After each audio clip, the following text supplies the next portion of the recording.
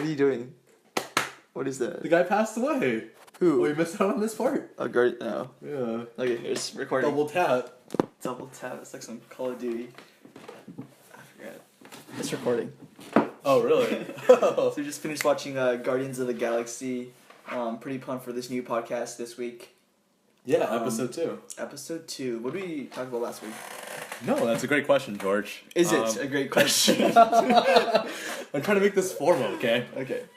So last week we talked a lot about the disease of more and how we're never really present in the moment and how we're always wishing for more and more success. And I think as a takeaway, George and I agreed that we would basically text each other every day to keep us accountable and list out the 2 things that we were appreciative for. Mm-hmm. And surprisingly enough, I'm surprised we actually stuck with this. Like Yeah, you definitely had to do more of it, and my responses came later and later in the day while you posted it like earlier, and I was like, oh shit, I gotta get back to it. So like, I remember you said that a few of things that you're grateful for included like you're grateful for your what's it? I think it's probably better for me to just say it then. Well, you go first. So what are you appreciative for? I was grateful for a couple things included. I think my friend Cecilia visited me that week, and I was grateful for having friends who were willing to come all the way across the state to come visit me in San Francisco. Something else was being grateful for having grandparents and parents who are alive during when I'm alive too.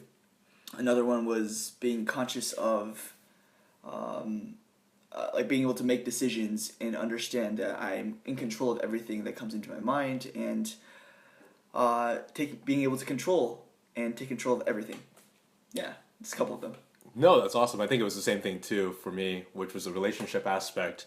Grateful for having you in my life, you know, even though we haven't talked to each other all of college, but reconnected somehow on Messenger. Also grateful for, being able to live in a safe environment. I think we take that for granted every day. Right. And a lot of us that are listening to this, have had the privilege to not have to worry about money as much as many others out there. Mm-hmm. Another thing is, I think I'm telling you in the car, my love for music. Right. So having the gratefulness to be able to hear music or just hear sounds in general. Right. And being able to experience that is... So just having senses, or are we talking about like music? Well, I think, senses in general too, but I think specifically for me it was hearing, just because I love music. Right. And it's like, if I didn't have hearing, then how can I have the appreciation for music that I have today? Sure. Like my life would be drastically different. Yeah, that's kind of crazy. Just like different senses that we might take for granted, like eyesight, taste, feel, or what's another sense? Taste, feel, hear, feel. See? Yeah. No, there's tons of them. They're probably just limited to human beings. You don't even know what the 6 senses are. But let's recap. Like, those are some things that we recap. But let's, again, why are we doing this journal? Why are we doing this collaborative journal? And why did we start this podcast? Yeah, I think that word collaborative journal really stuck out to me. I think this was, how I looked at it was, we don't really come across conversations like this where it's more transparency and we talk about the themes that you typically wouldn't go through with your friend, like when you see each other like at a bar or at a restaurant. Like usually you talk more about the surface level stuff. Mm-hmm. And I think one thing we recognized was that we like to have these deeper conversations because there's a lot more meaning behind it. Mm-hmm. And we thought the best medium to showcase all this was to just share it through a podcast, because you can send this to as many people as you want. They don't necessarily have to be there, but they get to kind of hear in on our thoughts. Yeah, if they choose to. Yeah, no, of course. Which, both of us were really surprised. I think on the last podcast, George was joking around about the -2 thing. -2. Just both our moms listening, but I think it was around like 80, 90? It's 80 people played it. They just stopped at 5 seconds in, so at least they pushed the button. Give us more credit here, George. I'm pretty happy about that. Like, right. I actually kept track of it, and I was like, wow, this is better than I was expecting. Got a lot of good feedback from the people that were listening too. Mm-hmm. So just wanted to That's awesome. Give a quick shout out to those people. Oh, cool. Yeah. But this week we're talking about escapism, and we chose this topic because it's so near. It's like very, what's the word? It's so part of our lives on a day-to-day basis. Where escapism, like, what do we do when we don't want to be by ourselves, or what do we do in order to not face ourselves? In my case, or both of our cases, we love TV shows. We love playing video games. We're both viewers of the pornographic medium. So That's out there, guys. It's out there. But no, seriously, we're escapism. We're always trying to escape to another medium, so we don't have to face ourselves and ask ourselves, like, are you still recovering the fact that? Yeah, no, I mean, like, there's full transparency here. Like, I'm still, like, surprised George actually threw out the pornographic aspect. It's so true, though. It is, but, like, yeah, the whole point of this podcast is to be transparent, right? Yeah. So we just gotta delve in these uncomfortable topics. We're past that level. I just threw out it. I watch porn. You watch porn. I'm just gonna say.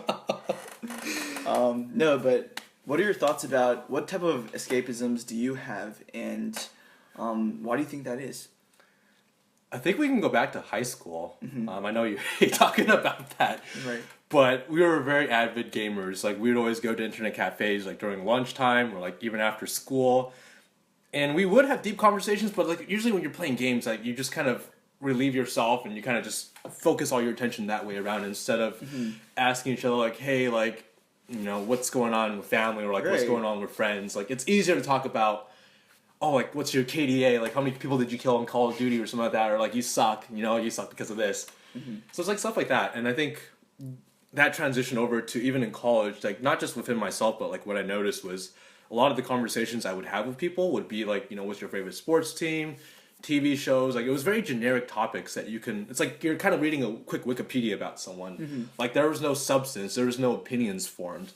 And I think that's where this really ties back to us, because how we really connect is because we notice escapism residing in reality, and we are also guilty of it as well. But we're open enough to want to get past that and acknowledge it, to have deeper level conversations. Sure. And we have, like, a interest and curiosity for it.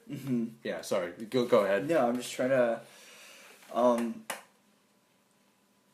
So you're saying almost that is it almost an escape that we talk to each other about it, or is it just like a more of a mutual understanding, and then we're kind of trying to go through it together? No, because when I think of escapism, I just think of literally the fact that I can't sit in a room and not do anything. Like, I can't sit in a room and not pick up a book or go on YouTube and watch a video or play a video game. And because, like, when's the last time you just sat in a room by yourself and didn't have anything or do anything or just breathe? Like, I know that meditation is, like, a great way to just, like, be by yourself. So, I mean, isn't that what we're talking about today? Yeah, no, I think you put it really correctly. Hopefully I'm interpreting it correctly. But it's the idea of distractions in our life. Yeah, exactly. And we kind of allow ourselves to be susceptible to that because it's so easy to, with our, you know, social media, with, like, everything's like we talked about last time, instant gratification. Like, if you wanted to order pizza right now, I can just order it through Yelp or Postmates or something like that. Or I can just, like, if I'm bored, like, I can easily entertain myself with Netflix or YouTube. Like, I don't need to depend on someone else. Or there's just, like, a lot of avenues for me to, like, not think about the tough questions in life. Right. Is what I think what I'm getting at. Gotcha. So what are some things in order to, like, do you ever cut out some things in your life to remove yourself from such distractions or entertainment? Like, entertainment's a big escape, right? Yeah. Or alcohol. Exactly. Like, why can't we go to a party and stay sober? You know, why can't we, like, personally for me, I tried to give up alcohol for, like, a year, right? And it didn't really work out. It was, like, 2.5 months in, and I still wanted to go to parties. I still wanted to be social, but not use alcohol as a crutch to escape, you know? It didn't work out very well, but people would come up to me and they'd be like, props for, like, trying to do that. And I was just like, yeah, just trying to do me. I'm just trying to not have to rely on that. Yep. No, that makes sense. I think before we get into I guess before my personal story too, is I love to ask you, like, why do you think escapism exists today in this modern world? Because it's so hard to just be by yourself and face, like, I don't know how you say it. It's just, like, face yourself, really, who you are. Because we can go on a huge, like, ramble about why people do this, because, like, there's so many ideals in this world that you're trying to strive for, and then the fact that you're not the ideal is a shitty feeling. Therefore, like, you just can't be by yourself and just accept yourself. It's like acceptance. And then there's so many others, like social conditioning, asking you to making you feel incomplete again, and then being insecure about it, and then being by yourself, and then kind of having those thoughts just fester around you, and then having to live with that. It's almost like you can't. It's so crazy, like this, what society's doing to you, as well as how it's making you feel. Because I know I'm going on a crazy tangent right now, but I feel like it kind of relates back to why we escape.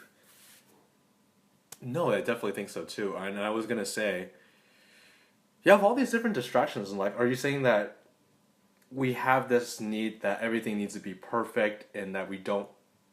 Because if you like, so let's say like you did sit in the room and you turned off all your internets, like cell phone, everything like that, and you really try to ask yourself those tough questions. Because I've tried to do this in the past, and it gets very uncomfortable. Yeah, right. It's super uncomfortable. Super uncomfortable. Because I think what happens is that you start to question your own identity, because you go down this track of like, okay, one simple question, okay, like why?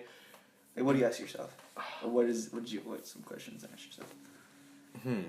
Well, I guess for me, like, so for instance, I have a big issue of like self-confidence, and I think I've talked about this multiple times with you. So I'll start first. I'll be like, okay, so why am I not confident today? And I start to think, okay, maybe this is because of my early years when I used to get bullied through elementary to middle school, and in high school I had a really interesting relationship with my friends. So therefore, I've never really believed in who I was as a person. Like, I always felt like there was something wrong with me. And then I'm like, holy shit, wait, okay, so if I think that there's something wrong with me, what exactly is it? And then where else does it stem from? Right. Like, does it go even further down? Like, is it from my parenting? Is it from my family? Anything like that? Like, you're getting to the root of it. Yeah, you're slowly getting to the root of it, and it gets tougher and tougher, though. It's like when you dig up a tree, right? Yeah. Well, can I use that analogy? Yeah, you gotta keep digging, like, because the roots go far down deep, and to get the tree fully out, you gotta go all the way down there. No, the tree's a perfect analogy, because the larger a tree grows, it's kind of the deeper the roots go, and if you really want to go, like, if you are doing this later in life, it's gonna get really dark really soon. Well, also, like, you can't take a shortcut, right? So, like, if you think about a tree, people can be like, oh, you don't have to dig all the way down to the roots to lift it up. You can just saw it in half. Sure. And sure, part of the tree is gone, but the roots are still there. So that problem is, you get what I mean? Like, the problem still exists. That's a superficial level. And sawing off the tree is... It's like a shortcut. Like, you'll feel good for like a couple years. Escapism. Yeah. Just that surface level shit. It's like a temporary relief. So maybe this is interesting now. So I feel like escapism is like this short stint of relief. It's like you're taking small hits of like Adderall or like some sort of drug where you're like, okay, this will help me get past it for the next 2 hours, and then the next time comes and you keep going at it. Yeah. And it becomes an addiction. Yeah. Yeah. So like TV shows, video games, pornography, like. These are all like, I mean, people think addiction is like, oh, to drugs and alcohol, but you can be addicted to other shit. Yeah, any like food, social media, girls, guys. I'm having like a really big revelation moment here. I don't know if it's just me. I am too. No, this is totally like, the internet is a huge one. It's so huge. What else? What phones? Phones. And just anything online, because it's a completely different identity and world. Exactly. Like, let's throw this back to you. So when was the last time you were able to go to a restaurant with friends or just by yourself and not have to touch your phone? Like, you didn't have like that sensation. I make a conscious effort to like put it under my ass, so I sit on it. I still see you doing it a couple times, George. Exactly, Come on. exactly. So like I do make a conscious, but like I'll just put it on the table and I'll be like, all right, maybe I'll just flip it over so it's just the screen's out. I mean, screen's not on the top, so it seems like I'm here. But that's a short-term like strategy. I know, it doesn't solve it all. It's just because like obviously I feel like something on my phone is better than is going on right here. Yeah. And that's really shitty of me to do. Well, let's go back. So that's an interesting point. Like, you have this fallback. So this escapism. Let's say we're at a restaurant and we're all just kind of talking and things get a little bit awkward. For instance, people like, typically. What do you mean by awkward? Like silence or what? Like silence or like just like there isn't much conversation going on. So people usually typically order alcohol or more food, and hopefully that will give them the stint or a reason to kind of divert to a different topic or to be in a different state of mind. And it's the same thing with the phone too. Like, you have that ability to quickly leave a situation nowadays. Yeah, no, you're right. Yeah, so like back then, like without cell phones, like you had to awkwardly go like, all right, peace out, George.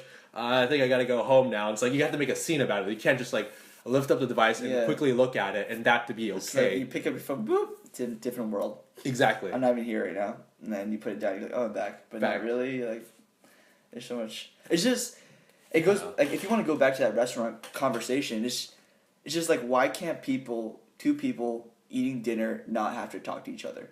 It almost seems like that you're filling that gap of silence. And that silence, that nice awkward silence, is just, it's so authentic because it's just two people who don't really have anything to say right now, and that's fine. That's so fine, right? Yeah. But like, have you? No. Like, when's the last time? Like, I can do this with you right now. Okay. It's like when you get to not like I'm at the stage. What I mean is I'm at the stage where I can eat dinner with you and not have to ask you a question. But it takes two to tango, though. Yes, exactly. It was like a mutual dance. Because we mutually both have a genuine curiosity to want to get to know each other's lives and what's going on. But if I didn't ask you a question, I'd be fine with that. Hopefully you... I don't know. To be honest, I don't think I ever told you this, but sometimes I get like a little bit like, oh shit, I feel like I need to say something. You just told me. That's like more... Well, I know, though, but like we're human, though. Like I'm not perfect. Like, I'm still very much guilty of this, and that's the reason why I wanted to bring it up. Like I didn't want to just lie to myself and lie to people. Like, hey, I got this figured out. Like, no, there's still I still can't deal with awkward silence sometimes. Yeah. Is that just a sense of? It's like it's almost like you have to. It's also a form of escapism, right? Yeah, it is. What? To like break that void of silence? Yeah. Is it? Can't tell. I think that's going like a little bit different. That's a different sort of direction of escapism because now we're defining it in like 5 different ways. Yeah.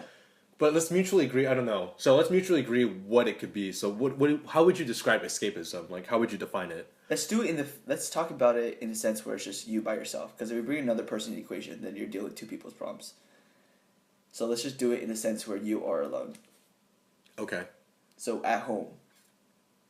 But what does it mean, like escapism? Any type of distraction. I think it's a distraction. Any type of distraction that will just allow you to not have to deal with who you are. Mm-hmm.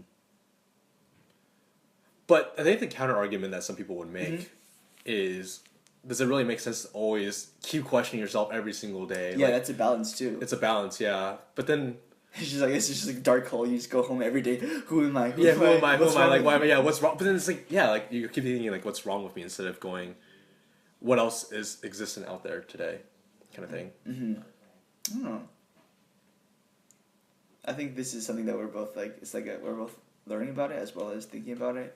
But we definitely don't have an answer to it as of now. Yeah. We just know that the answer is a healthy balance between introspective reflection and healthy escapism. Like, there's nothing wrong with watching TV shows. Yeah. I think personally for me, like, I cut out TV shows like completely. Mm-hmm. Like, I don't watch TV anymore. Like, I just feel like it's a waste of time because I'm escaping to it. As mentioned last time, and you brought last time, I was working in the movie industry, right? Yeah. And to me, like, I just got into this dark spiral where I was just like, why do people even make movies? Why do people even watch movies? Like, why are we making this shit where people are just, they go and they watch shit after work and then they just distract themselves because they can't face themselves? Why is everyone so insecure with themselves that they can't just, like, be by themselves? And then I talked to someone else about it. I was like, these are my thoughts. And this friend of mine, he was like, well, what's wrong with a cold beer? Like, what's wrong with just going home? Because alcohol is like escapism. Like, you're just like pleasurable. Like, you just like you kind of leave that moment a little bit. Yeah. And I was like, you're right. Like, what's wrong with it? There's nothing wrong with it. Like, what's wrong with me? Like. But it's like, I think escapism that, like, if you come back from a hard day of work, like, instead of processing it through, which is very, very tough to do, you kind of just go, okay, I'm just going to leave my mind and just let it be. Which is not bad, but it's also, you're not resolving an issue. It goes back to the idea that you're taking short hints of, like, adrenaline or whatever it is. Like, it's just... stimulation. Yeah, it's like a temporary relief, and that problem is going to reoccur someday again. Mm-hmm. Like, it's never going to go away. So I think we both agree this exists in, you know, how we see it in our lives. Well, I guess how we see it in the world, but let's put it back to us, like, more on a personal level. Mm-hmm. So, how do you feel like you go about escaping the world today, and what have you done to kind of move away from it? So, like, where were we before to where are we now? Yeah, of course. I was definitely that person who would just go home after work, watch Netflix, catch up on the latest season of Louis, or what are some great shows out there, like Game of Thrones, Breaking Bad, Mad Men, Silicon Valley. And then it came to that point where I was working in the movie industry at the same time, and then I just completely cut off when I left LA. Yeah. And then now I'm slowly, and then so I just stopped watching TV for like a couple months. Like, didn't want to watch anything. Every time that someone asked me to watch a movie, I was kind of like, I don't really want to watch a movie. You know, I was a little bit jaded. But now I'm kind of slowly watching some TV shows, because then you just become a person that just becomes so dark and introspective all the time. And so heavy. And like, I don't know if you felt this before, like a couple months before, but do you feel like I was a little bit like heavy as a vibes wise? I don't think it was as bad as you made it sound. I think it was. I can notice some things like you were going through some challenges in life, but to me it seemed okay. Like it seemed normal to have all those issues. Mm-hmm. Like, so I guess to answer your question, like not as much as you put it out to Yeah. be. Okay. Yeah. What about yourself? This is tough. So let's go back to the high school example, even to now. Like when I come back home, what do? Like I'll listen to TV. I'll watch like TV shows. I will do Netflix. Mm-hmm. I will play video games. Yeah. But it's hard for me to come back home after a long day of work. Let's say I had a like a sale that didn't go through. Like I had issues with like my manager, for instance. Mm-hmm. Instead of sorting it out and thinking, okay, you know, what can I do differently today so that tomorrow will be better? Right. I just come home and I'm like, screw all this shit. Like this can wait. Like I've already spent 8 hours of my day, you know, worrying about this bullshit. Like, why am I going to spend the next 4 hours doing that? Mm-hmm. And I think slowly but surely I've kind of realized that like that's, I mean, it is escapism to some degree, but it's like you can't be on 24/7. Yeah. Like it's not healthy. So I think what I've done is I've pivoted that time to like on the weekends to kind of figure out, okay, what can I do differently to address these issues that I had throughout the week. Mm-hmm. So I think it's, yeah, oh, so go ahead. No, so the way you do it, you set aside time to be introspective. So it's not like you do Sort of. something, reflect. You do something, reflect. It's more so, let me just do stuff for the week and then reflect it over the weekend. Exactly, because like there's so many issues at once, but sometimes these issues can be grouped together. Like this can all be compiled, like my like not closing a sale, manager, compensation, whatever that is. That can be compiled into a work problem, Mm-hmm. and then I can use all these different problems, and instead of going like, holy shit, there's 100 problems going on, Mm-hmm. I can kind of put it all together and think, okay, Yeah, that's smart. all these problems are coming from one source or from something a little bit bigger picture. And then you kind of analyze it that way. I mean, that sounds a lot more scientific. It doesn't go like that in my sense, head. though. Yeah. It makes a lot of sense. Then you're not on 24/7. You're not on That just 24/7. is so stressful. Mm-hmm. If you're constantly doing activities and reflecting on how you can be better, like immediately, I definitely think it's accelerated and you'll improve a lot. But I don't know if it's sustainable. Yeah. I definitely feel like your method is a little bit more structured and healthy. It is, but I'm also lucky enough that like sometimes if I really do need to vent out something, I can just call a buddy of mine like you, Yeah. or call someone else, and I know they'll be there for me. Mm-hmm. But I think this is like a work in progress. But like any other problem out there, it's like acknowledging it first, and then the second step is executing, like coming up with some sort of plan that works for you. I'm gonna try your method. Of just like compiling, or just like okay, Just like taking notes of it, not necessarily addressing it right away, but saving it for the weekend and reflecting about it on a more macro level and a long-term level. Because as of now, at work, I'll just realize something. I'll run to my manager. I'll tell him to kind of how do you just deconstruct it, yeah. what just happened, and he'll give me all the information. But it's just so much that it's hard to kind of pivot. So he will tell me to do something, but he'll tell me to do something for a week. Yeah. So there's like kind of a pattern. See if it works for a week, not just one day. Well, to piggyback off that, like if you just had a problem, you're deconstructing with your manager. You're also probably not in the best state of mind. Mm-hmm. So that emotional context come into play, and then that's when, like even though the guy might give you the solutions, or like you might start to think It about takes it. time Like, to process it, right? it takes time, but you also have to be in the right state of mind, and that's how I wanted to like add on to the fact that, like I'll compile it on the weekends, but also I think for me personally, the setting of where you want to think about these issues makes a big difference. Like if you're thinking about it at work, you're gonna have all these other distractions because you're in a work setting. But if I'm at the beach, like just strolling along, like no agenda, I'm just with my thoughts. The waves are there. It's early in the morning. Oh my god. I'll just kind of like work through things. I can ask myself these deeper questions because I don't have like the emotional aspect. Oh my god, like I just had to go through this today. Like it's the start of the weekend. Like I'm in a good mood. I'm receptive to having these tougher conversations with myself. And that's where a lot of my revelations come from. Yeah. Or just like understanding that, holy shit, like this problem meant nothing. Or like, okay, like I'm comfortable asking myself, like, why do I really give a shit about like leaving a company, or why does like money matter so much? Like these like very simple questions that are also very deep and true to us. Mm-hmm. I'm more open to asking about that. Any thoughts on that?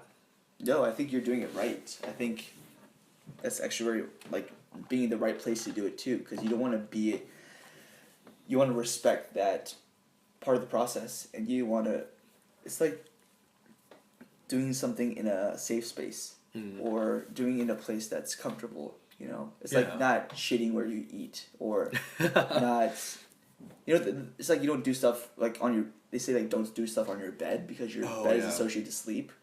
So it's like isolating that, like carving out some time over the weekend, going to a place where you enjoy. It's not just like a hardcore place at work where you're constantly being, like, it's already stressful enough. Yeah. So just like waiting for it and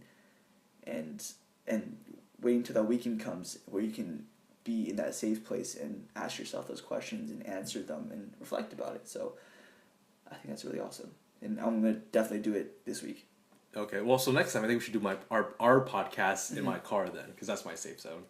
Oh my gosh. Or I mean, we could do it in your next safe. I don't know what your safe zone is. I don't have a safe I zone. thought that was coffee shops.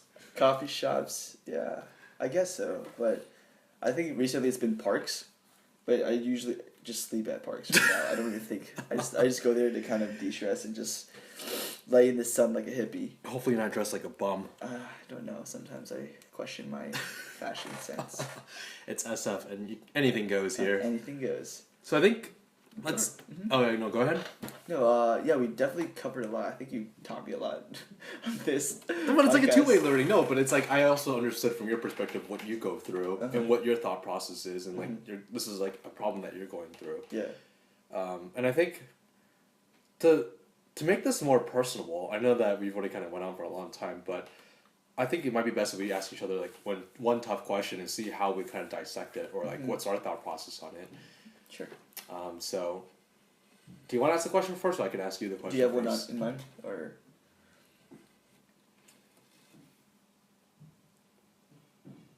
So this is the one I have for you. I know we talked about it in the car. So I know you told me that you were going through this stage where you're always like, you're on the grind 24/7. Like, you can't be in the present. Like when we're going to go watch that Guardians of the Galaxy movie, hopefully they give us some sort of creds for shouting them out. But like you're like, Ryan, I can't like fully enjoy the movie. Like I'm thinking like, okay, like great. Like I'm thinking 2 steps. Okay, so like after the movie, I gotta do the podcast. I gotta go home, cook dinner. Like I gotta do all these other things. Yeah.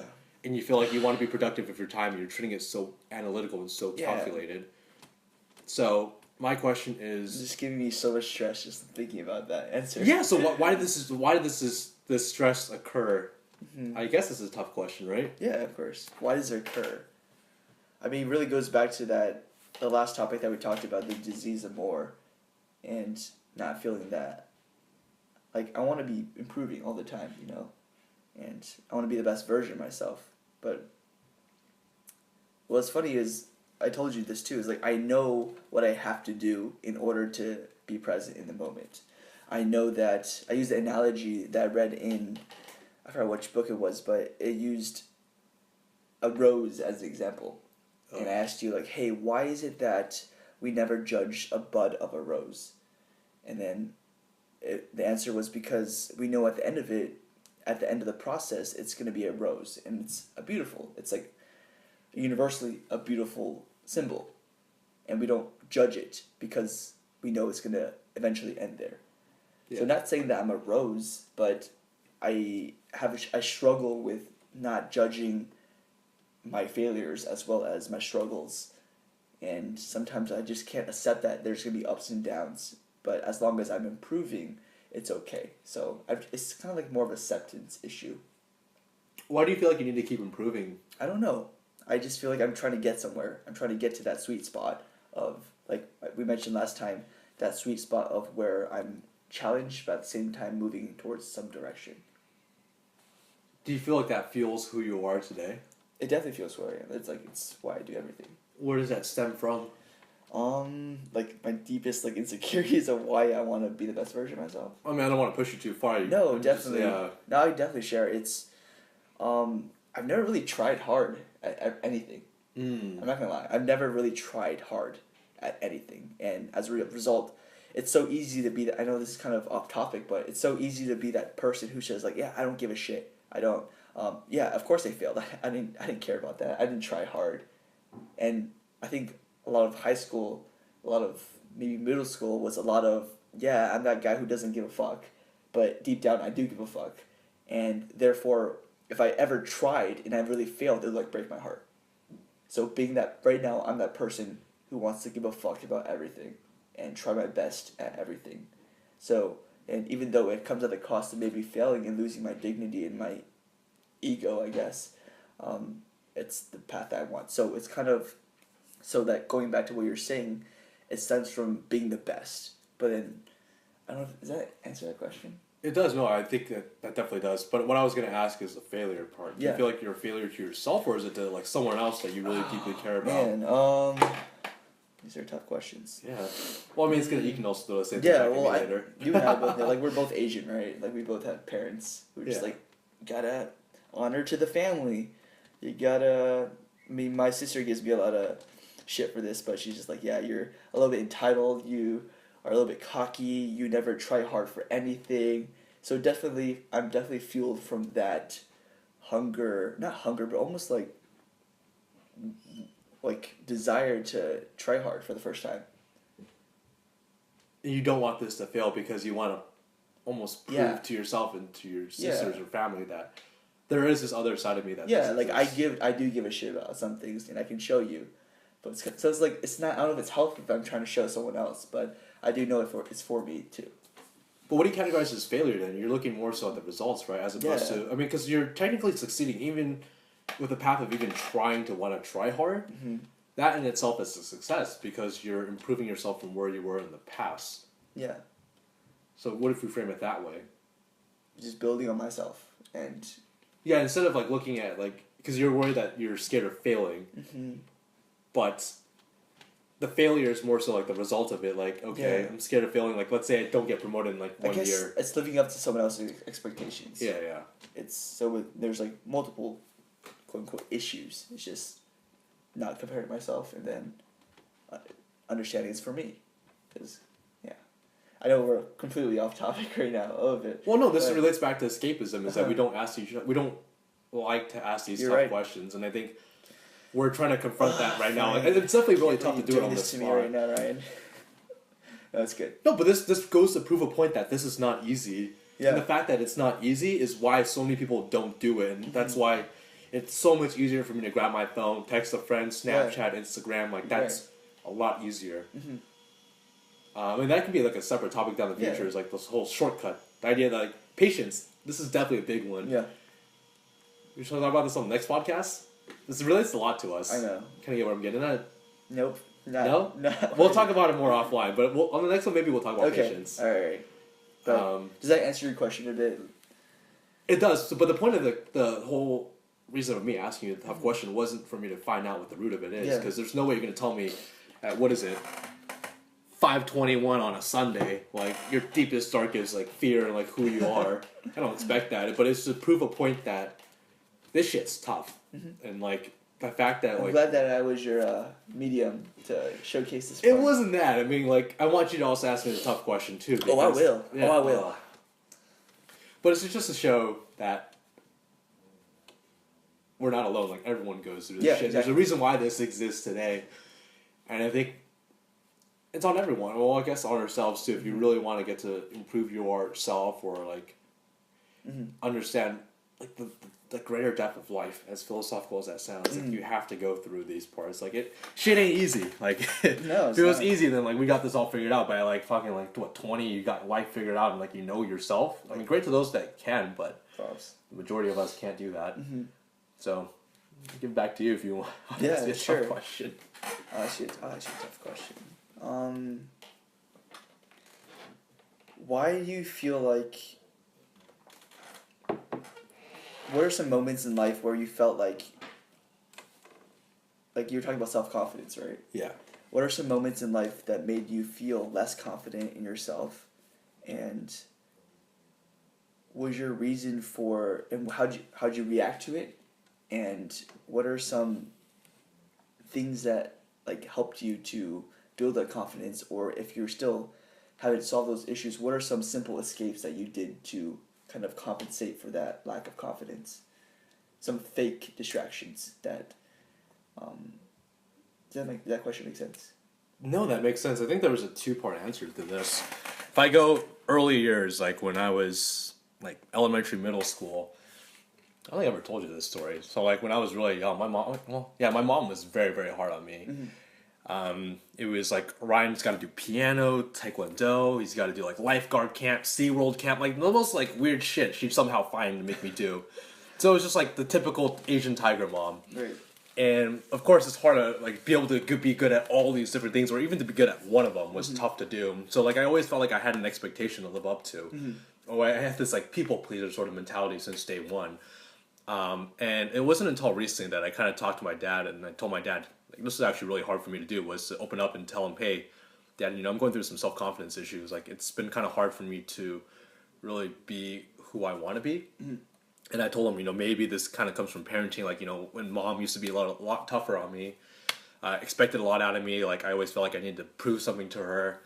And my dad was like, no, not really. And I was like, what do you mean? And he's like, well, let's take Taekwondo, for instance. Like, we knew you were getting bullied in, like, elementary, middle school, and we wanted you to be able to know how to fight back. So we enrolled you in Taekwondo. And even though we knew you weren't the best person at Taekwondo, because at the very end of it, when you got your black belt, like, you got the most valuable, well, not most valuable, like, the most improvement award. Like, it says something. And it took me a long time to get it. Yeah. But my dad was like, it wasn't the fact of, like, getting the black belt itself, but it was a matter of, like, your mom wanting you to prove to yourself that when you set yourself to do something, like, you gotta follow through and fucking commit to it. And that's what it really was. More the principle. Yeah, it's more so the principle than, like, the actual result of getting the black belt. It's the fact that, like, I stuck it through, persistence, and get there. And I was like, holy shit, it really changes, like, this, like, false meaning that I assigned to my mom, and I misinterpreted that, like, oh my god, she wanted me to prove to her that, like, I'm the best fucking Taekwondo kid out there, like, age 14, which is impossible. So you're saying that having to prove to your mom that live up to her expectations gave you like a lack of self-confidence? Or like I just felt like I never lived up to anything. Yeah. Like I was never good enough. Gotcha. And in that period of time where you were living in that state, what did you do to compensate for that? Good question. I was just about to get there too. So Sorry for me, no, you weren't interrupting. I think that was a great segment. I was like, crap. Like, what was the second part of George's question? I was like, that's what it was. So for me, it was video games. Like I remember just playing, like GameCube. I had my Game Boy that I used to play, and I was like terrible as a kid. Like I'd be like at night, instead of like thinking through my problems or like trying to work it Why through. would you have to think through your problems when you're in middle school? Well, it's like shit. Like there's a lot of other stuff going on when you're in elementary, middle school. Middle school is days for like fun and. Well, I mean, it's different for everyone. Just awkward high school dances. That's middle school dances. I wish it was that simple, but for me, it was like Game Boy was my best buddy. Like, I can just pull it out. I remember my mom would catch me sometimes. Like, it's like 12 a.m. and I'm like under the sheets playing Game Boys. That's probably why I have to wear glasses today. But it's like, that was my escape because I was in this whole new world of playing Pokemon. Like, I gotta catch them all. Like, I'm in control. Like, I just caught a Pokemon. My Pokemon just leveled up. Like, that was like how I assigned success. Like, okay, there's some things going on in my life. And I think that eventually kind of piggybacked its way upwards. Like, there was video games. Music was a big part of it. Like, I remember just, like, the old shit, like Simple Plan and, like, Linkin Park, like, some emo-ass shit. But, like, let's say, like, I got in an argument with my mom, or, like, I really, like, got, like, screwed over at school. I'm like, holy shit, I really suck as a person. And, like, I would reinforce that by, like, instead of, like, okay, maybe it's not me, maybe this kid just has some issues going on with him that I don't know about. But you can't really expect that much out of a 10-year-old kid. Yeah. So, like, the easy thing to do from age 10 was put in your earphones, start blasting Simple Plan and Linkin Park, cry it out, or, like, just... Cry it out. I'm just trying to... I mean, shit just gets pretty, like, you just gotta do something about it. Yeah. And I think that's kind of segmented its way upwards where I constantly, like, didn't feel like I lived up to an expectation. Even with my friends, like, I'd get shit on a lot for a lot of stupid shit. Sorry. It's cool. I mean, we're all young, but... that just kind of piggybacked off itself. And it's like, I don't want to play the blame game because it's a responsibility of myself to have corrected certain things or to say, no, fuck this shit. Like, my definition of like my confidence should come from myself, like not from someone else. Like who are they to say like you're good as Ryan, like you're optimal at who you are supposed to be? Like who the fuck do they know? Like they don't know me. And I'm not trying to sound like I'm pissed off at them, but it's like this realization that like the idea of yourself comes back to you. Yeah. It's like you got no one else to prove to besides yourself. Yeah. Sorry, I don't know if that really. No, it really did. It really hit. Not only. Oh shit! I don't think I told you a lot about this. No, I don't think you told me the second part, but hey, this is the point of the podcast, right? Being transparent and vulnerable. But you actually answered the question perfectly. Like you told me about why you lacked some confidence, and then you talked about the escapes that you did in order to feel more confident, music and all those different escapes to compensate for those hard times, really. But so this is the part where I have an issue with. Is like, cool, I got to this point that like, okay, it's about me framing it that my success and my self-confidence should come from myself, not from someone else. And I like try to dig a little bit deeper sometimes, and it's like really fucking tough. Like I'm like, okay, like how do I go about fixing this? Like how do I execute on it? Or like, is this a matter of like me blaming people, or is this a matter of like other shit that's happened that I don't know about? And it's like tough. But I just had this revelation. Like instead of just keep digging at it, like you can sure definitely get to your roots, and that's beneficial to understand and acknowledge. But at the same time, it's up to me to start executing from day one, which is today, for instance, and start to understand that, you know, there's a lot of things going well for me, like the appreciation aspect of like, you know, I got my height, like there's like a lot of things I should be very confident about. Like I've done well, I have a great family, great friends. Quite well. Yeah. So it's just kind of reframing it that way. But you kind of have to remind yourself every day. Like very frequently, or else it's easy to divert back to your or own being self. influenced by, because everything in society tells you that you're not enough. So it's kind of like you're almost fighting like outside thinking. And but now that we're at this stage, like I want to dig even deeper, but I'm also all right, keep on digging, man. No, but I don't want to make this podcast too long, because I mean that's not the point of everyone hearing my life story. But I mean, this kind of sets off like a lot of other things. Like maybe this coming weekend after Martin Garrix, hopefully I'll have the energy to, you know, really dig upon this and try to fix it. Like I mean, it's not going to be. That's another thing. It's like it's not a one-day fix. It's going to be a couple years. It's going to be a long time. Like my timeline of self-confidence is going to be different from yours. Yeah, absolutely. Yeah, that's just my thoughts on it. Yeah. So what are some things that we can do starting this week, that will, like, what are some escapes that we can maybe cut back on a little bit, or maybe not, because some escapes actually will. Maybe I need to add some escapism. You need to. Well, I'm gonna have some more motivation now. Yeah, so I think for you, I don't want to speak for you, but like I know that we talked about it, is that like trying to factor in like a way to de-stress yourself and not be on 24/7, because I mean, life's not a sprint, it's a marathon. And for myself, I think, since I will be unoccupied with work for a little bit, I should probably spend this time to really focus on, you know, self-improvement, that sounds so lame, but like really understanding like what do I want from life in this next chapter of my career or personal life. But also at the same time, really start to question, like, remember how I told you I had this business idea? And start to really execute on that instead of just keep running away from it. Like, oh, I can keep giving myself excuses that, like, oh, I can just go to the movies, I can go watch TV shows or stuff like that. Like, or like, this idea is not good enough. I can actually start to slowly execute on that. Yeah. But I think this one's a little bit tough to do tangibles. I know, this is I'm not gonna lie, this is a tough topic, and this is something that can be a work in progress, because this is a collaborative journal, right? So we can check up on this on a weekly basis. Yeah.